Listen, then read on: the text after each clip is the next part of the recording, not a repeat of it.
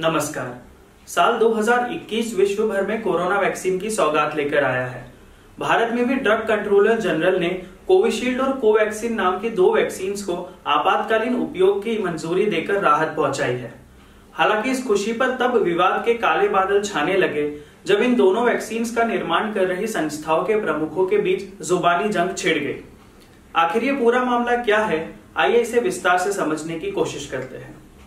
दरअसल इस विवाद की शुरुआत 3 जनवरी को हुई जब सीरम इंस्टीट्यूट ऑफ इंडिया के अध्यक्ष अदार पूनावाला ने एक न्यूज चैनल को दिए इंटरव्यू में कहा कि कोरोना के खिलाफ केवल 3 टीके प्रभावी हैं, फाइजर, मॉडर्ना और ऑक्सफोर्ड एस्ट्राजेनेका। बाकी सब पानी की तरह सुरक्षित है। गौरतलब है कि इससे पहले इसी दिन drug controller general of India ने भारत में 2 वैक्सीन को आपातकालीन इस्तेमाल की अनुमति दी थी। इनमें से पहली vaccine serum institute of India बना रहा है, जिसका नाम कोविशील्ड है। यह वैक्सीन विदेशी कंपनी ऑक्सफोर्ड एस्ट्राजेनेका द्वारा विकसित की गई है। वहीं दूसरी वैक्सीन है कोवैक्सीन, जिसका निर्माण भारत बायोटेक द्वारा किया जा रहा है। पूनावाला के इस बयान के बाद भारत बायोटेक के चेयरपर्सन कृष्णा इल्ला भी पीछे नहीं हटे। उन्होंने एक प्रेस कॉन्फ्रेंस में ऑक्सफोर्ड एस्ट्राजेनेका पर आरोप लगाते हुए कहा कि वैक्सीन के साइड इफेक्ट्स को छुपाने के लिए इन्होंने वॉलंटियर्स को पैरासिटामोल दी थी, जिसके बावजूद इनकी वैक्सीन में 60% तक साइड इफेक्ट्स देखने को मिले हैं, जबकि हमने कोवैक्सीन के वॉलंटियर्स को कोई पैरासिटामोल नहीं दी और इसके साइड इफेक्ट्स भी 15% ही है। उन्होंने अदार पूनावाला के वैक्सीन को पानी कहने वाले बयान को नकारते हुए कहा कि हम वैज्ञानिक दिन रात मेहनत करते हैं और हम पर इस तरह के इल्जाम लगाना गलत है। इन दोनों के इस विवाद के बाद उन सवालों को और हवा लगी जो डीसीजीआई द्वारा दोनों वैक्सीन को अनुमति देने के बाद उठने लगे थे। कई कांग्रेस नेताओं और सामाजिक कार्यकर्ताओं ने ये सवाल उठाए थे कि जब भारत बायोटेक की वैक्सीन ने तीसरे चरण के ट्रायल्स पूरे नहीं किए तो फिर उसे अनुमति कैसे मिली।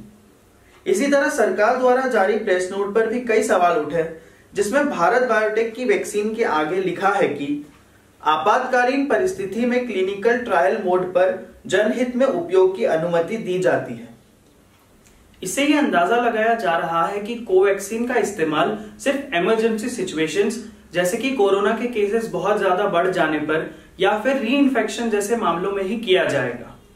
साथ ही इसे क्लिनिकल ट्रायल मोड पर रखने पर इससे जुड़ी औपचारिकताएं क्या होगी और क्या टीका लगवाने वालों को वैसे ही अधिकार प्राप्त होंगे जैसे कि ट्रायल के वॉलंटियर्स को होते हैं, इस बात पर भी संशय बना हुआ है। इस सब के बाद वैक्सीन की प्रभावशीलता और उपयोगिता सवालों के घेरे में आ गई, जिसके जवाब में drug controller general of India VG Somani ने कहा कि देखो एक बात पे पूरा आप श्योर रहिए कि किसी में भी सेफ्टी का कंसर्न होगा, थोड़ा भी कंसर्न होगा तो हम उसको कभी अप्रूव नहीं करेंगे। कुल मिला के ये सेफ है। ऑफकोर्स 110% नहीं है। 100 साइड इफेक्ट थोड़े बहुत तो होते हैं, पर वो जो जैसे छोटी मोटी साइड पे पेन होना, थोड़ा सा फीवर होना, थोड़ी सी एलर्जी होना, ये तो हर वैक्सीन में होता है।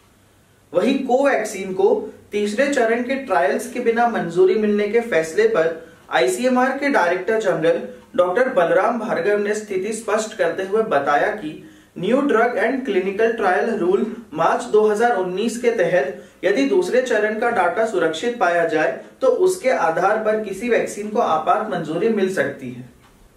हालांकि इस कहानी में ट्विस्ट तब आया जब मंगलवार को दोनों संस्थान प्रमुखों की तरफ से एक संयुक्त बयान जारी कर कहा गया कि दोनों ने साथ मिलकर कोरोना की वैक्सीन विकसित करने, बनाने और सप्लाई करने की नियत की थी।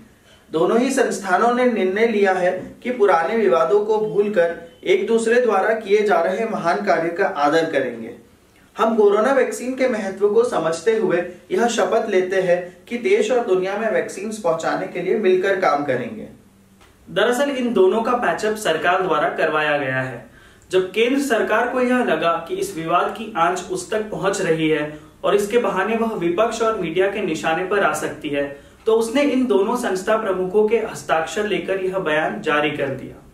अब देखना यह होगा कि सरकार की इस पहल से यह विवाद यही थम जाता है या फिर और आगे बढ़ता है। तब तक हम उम्मीद करते हैं कि दोनों ही वैक्सीन प्रभावशील हो और जल्द ही हमें कोरोना बीमारी से निजात दिलाए। मैं हूं अकबर अली और इसी तरह के और कंटेंट के लिए मेरे साथ बने रहिए बुलेटिन ऐप पर।